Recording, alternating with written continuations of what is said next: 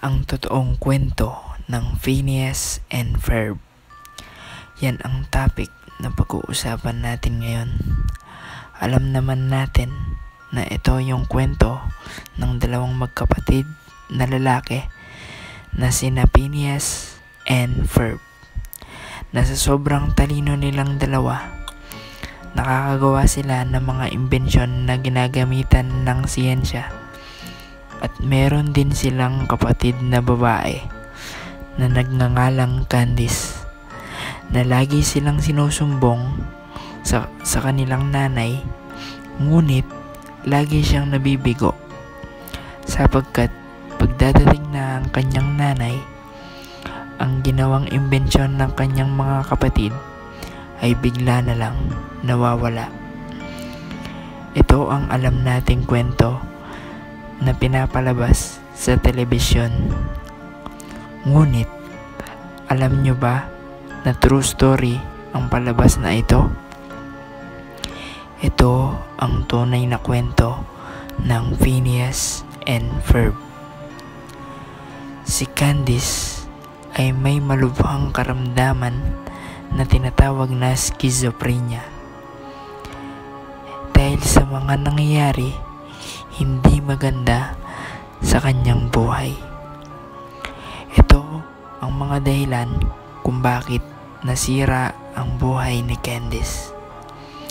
Ang kanyang mga magulang ay nag-divorce.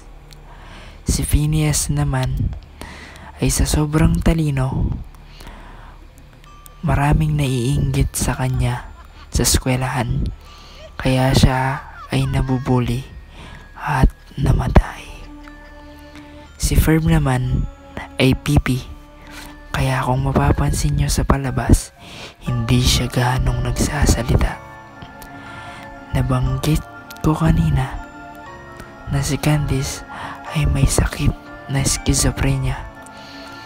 Ito ay isang mental na karamdaman o sakit sa pag-iisip na nag-i-imagine ang isang tao ng kung ano-ano na hindi naman talaga nangyayari sa totoong buhay.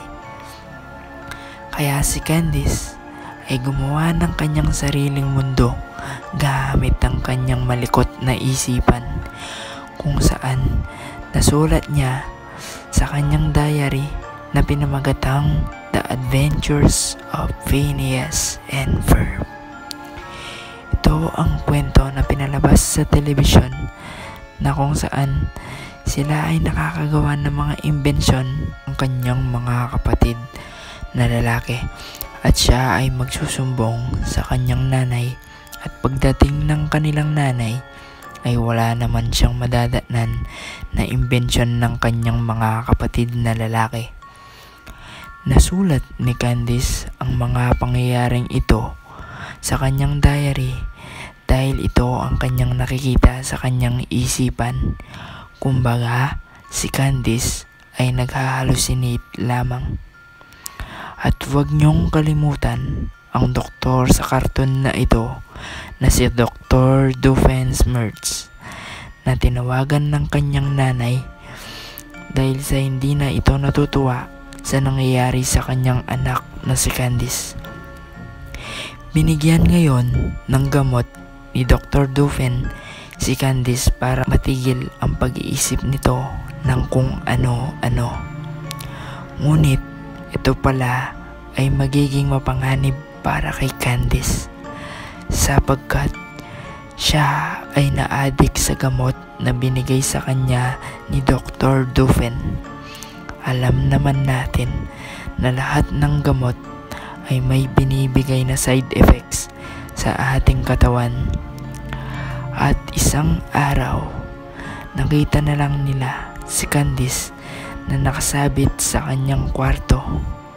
Sa madaling salita, siya ay nagpakamatay, at nakita nila sa kanyang lamesa ang kanyang diary at nakasulat doon ng kanyang mga huling salita.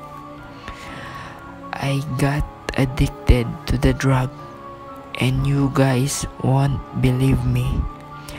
Yan ang kanyang huling nasulat sa kanyang diary. At diyan nagtatapos ang totoong kwento ng Phineas and Ferb. Sana guys, may natutunan kayo. More stories to come. Thank you and God bless.